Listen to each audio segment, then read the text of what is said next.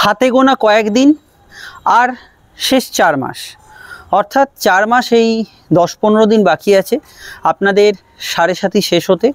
টানা 7.5 বছরের যাত্রা মকর রাশির কিন্তু শেষ হতে চলেছে সাড়ে সাথীর সঙ্গে সঙ্গে।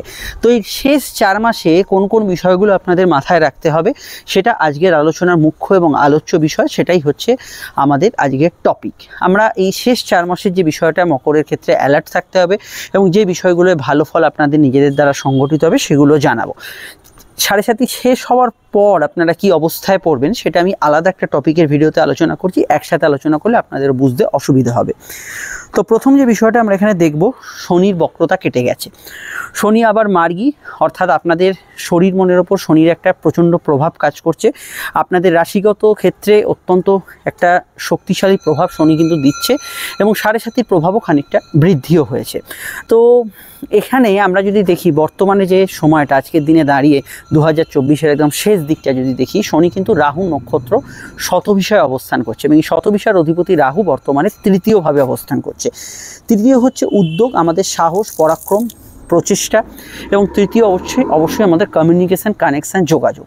তো এই তৃতীয়ের সঙ্গে যখন শনির কানেকশানটা হয়েছে আপনাদের কিন্তু অবশ্যই কয়েকটা বিষয় ভালো এবং কয়েকটা বিষয় একটু সচেতন থাকতে হবে। কি ভালো? প্রথম যে ভালো সেটা হচ্ছে আপনাদের ক্ষেত্রে এই সময় যে কোনো এফর্ট, চেষ্টা, প্রচেষ্টা, উদ্যোগ এগুলো কিন্তু সফলতা পেতে পারে। আপনি এতদিন যে কাজগুলো করতে ভয় পাচ্ছিলেন বা যে কাজগুলো করতে পারছিলেন না, কোনো ক্ষেত্রে এনার্জি পাচ্ছিলেন না, কোনো ক্ষেত্রে সময়ের অপ্রতুলতা ছিল, বিভিন্ন প্রবলেম আপনাকে ঘিরে ধরছিল, এখন যদি আপনি সেই চেষ্টা বলটা নিজের বাড়িয়ে দেন এবং প্রচণ্ড একটা মরিয়া প্রয়াস করেন সেই কাজটা করার জন্য, এই সময় কিন্তু অবশ্যই সেই কাজগুলো কিন্তু সাকসেসফুল হওয়ার একটা সম্ভাবনা আছে। এবং অবশ্যই আপনার যা সমস্যা সাড়ে সাথীর মধ্যে ছিল, কেউ লোনের জালে জড়িয়েছেন, কেউ বিভিন্ন সাংসারিক অশান্তিতে জড়িয়েছেন, কেউ অর্থনৈতিকভাবে জড়িয়েছেন, আর যাদের দশান্তদশা ভালো ছিল সেরকম কোনো সমস্যা হয়তো ফিলই করেনি, এরকমও ব্যক্তি অনেক আছেন। কিন্তু এক্ষেত্রে যারা প্রবলেমে আছেন তাদের কথা বলবো, সেই প্রবলেমটার সলিউশন খোঁজার জন্য এটা হচ্ছে সবথেকে প্রপার টাইম।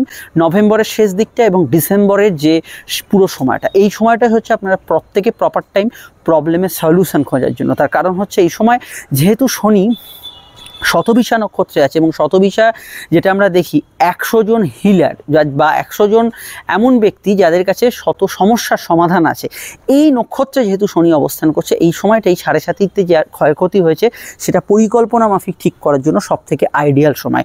প্রয়োজনে এক্সপার্ট ওপিনিয়ন নিন। আপনার যে সাড়ে সাথীর শেষ সংলগ্ন সময়, সেখানে কি আপনার জন্মছক অনুযায়ী প্ল্যানিং করা উচিত, সেজন্য আপনার জন্মছক জ্যোতিষীয় কাউন্সেলিং করান এবং তার থেকে আপনি অভিজ্ঞ একটা বিষয় জানতে পারবেন যে এই পয়েন্টগুলো আমার ছকে মাইনাস আছে, বর্তমানে এই দশা চলছে, আমার এই সূক্ষ্ম দশা চলছে, এই দশায় আমি এই কাজগুলো করব, এই প্ল্যানিংটা অবশ্যই করুন।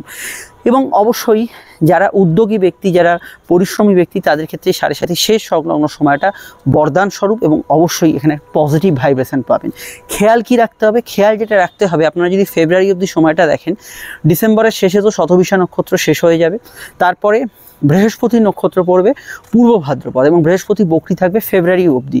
তো এই জানুয়ারি এবং ডিসেম্বর সংলগ্ন সময় এখন যে সময়টা চলছে সেখানে কিন্তু একটু খরচের গ্রাফটা, শনি সেভিংসের ঘরে আছে এবং সেভিংসেরই অধিপতি, কিন্তু তৃতীয় এবং রাহুর কানেকশান পরবর্তী সময় বকরি বৃহস্পতি কানেকশান থাকার জন্য খরচের গ্রাফটা একটু কিন্তু ঊর্ধ্বগামী আছে এবং এই খরচের বিষয়টাই আপনি কিন্তু এই সময় কন্ট্রোল করতে হবে এবং যে যত মিতব্যয়ী হবেন এই সময় তার জায়গাটা কিন্তু তত বেশি সিকিওর হবে। কিছু খরচ আছে যেটা আপনি ডিনাই করতে পারবেন না, রেগুলার ফ্যামিলি এক্সপেন্স, আপনার কোনো মেডিকেল এক্সপেন্স, সেগুলো চলতেই থাকবে, কিন্তু যে খরচগুলো না করলেই নয়, এই বিষয়গুলোকে এই সময় কিন্তু একটু লাগাম টানতে হবে।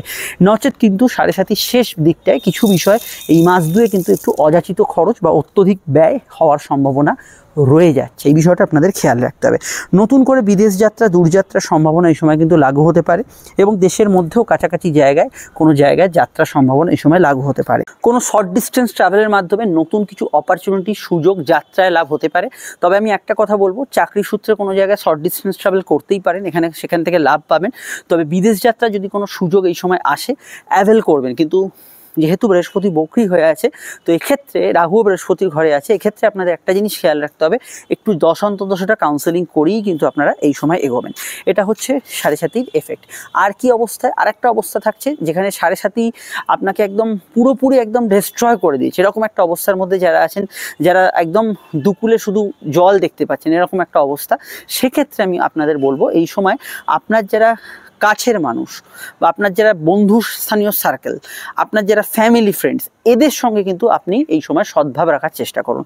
কারণ শনি দ্বিতীয়ভাবে এবং মার্গী হয়ে যাওয়ার জন্য এবং তৃতীয়ের কানেকশান দেওয়ার জন্য আপনার প্রচেষ্টা বা আপনার মরিয়া চেষ্টা, এর দ্বারা আপনি কিন্তু নিজের ক্ষয়ক্ষতিকে আবার কিন্তু রিবিল্ড করতে পারবেন, রিস্টোর করতে পারবেন। স্পেশালি শতবিষয় যারা আছেন, আমি তাদেরকে, শতবিষয় নক্ষত্রে যেহেতু শনি আছে, মকর রাশিতে আমি তাদেরকে বলবো এই সময়টা স্পেশালি আপনারা কিন্তু আত্মীয় স্বজনের সঙ্গে নতুন করে বিবাদে জড়াবেন না, অশান্তিতে জড়াবেন না। এবং সবথেকে বড় যে পয়েন্টটা, শনি দ্বিতীয়ভাবে বাণীকে কিন্তু একটু কঠোর করে দেয়।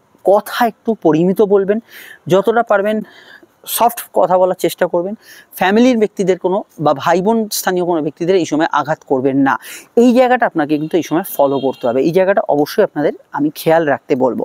দেখুন, বৃহস্পতি যাদের বকরি আছে তাদের ক্ষেত্রে নতুন উদ্যোগে এক্সিকিউট করতে একটু চাপ হলেও, অন্যদের ক্ষেত্রে আমি মনে করি ডিসেম্বর থেকে কিন্তু যে কোনো বিষয়ে কিন্তু বৃহস্পতি যেহেতু পঞ্চমে এখন অবধি অবস্থান করছে, আপনার পূর্বপূর্ণ কর্মফল কিন্তু দিতে শুরু করবে।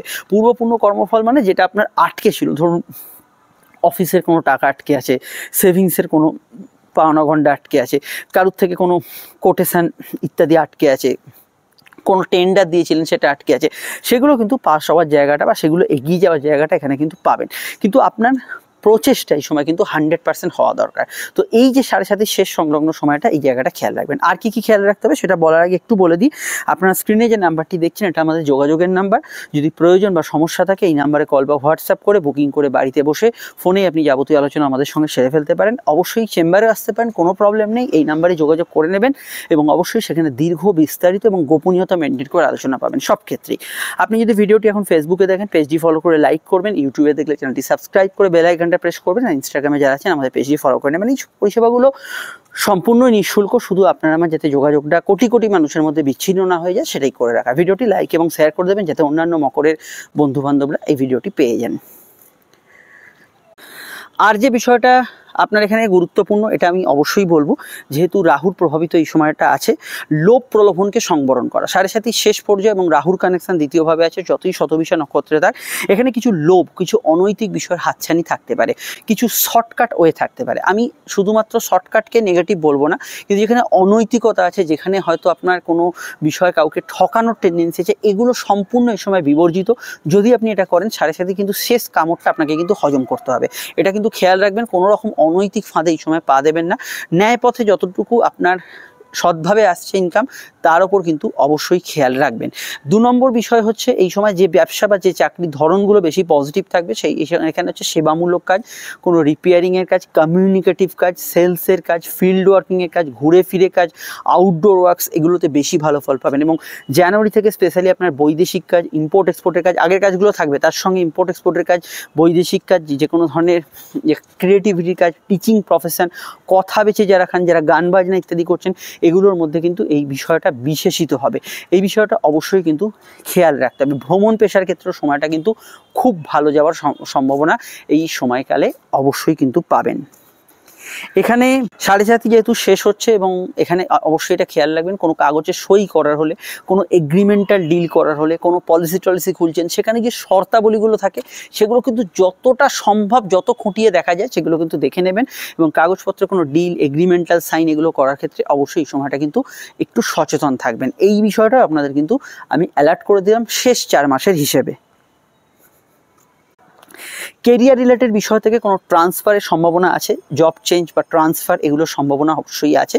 এবং এই 7.5 শেষ সংলগ্ন সময়টা এই ধরনের যোগাযোগগুলো আছে। তবে 7.5 শেষ সংলগ্ন পরিবার বৃদ্ধির যোগ আছে, সেটা বিবাহ কেন্দ্রিক বিষয়, সেটা কোনো সম্পর্ক বা স্থাপনের বিষয়, নতুন সন্তান যোগের ক্ষেত্রে, বা পুরনো আত্মীয় স্বজনের সঙ্গে আবার একটা রিইউনিয়ন হলো, একটা জায়গায় যোগাযোগ হয়ে গেলো, এই জাতীয় ক্ষেত্রে এগুলোতে কিন্তু আবার আপনি একটা পজিটিভ ভাইব্রেশন এবং অবশ্যই একটা জোরালো ভাইব্রেশন এখানে কিন্তু পাবেন। তো অতএব এই সন্তান স্থান বা আপনার বিবাহ স্থান, এই জাতীয় ক্ষেত্র থেকে কিন্তু পরিবার বৃদ্ধির যোগ অবশ্যই আছে।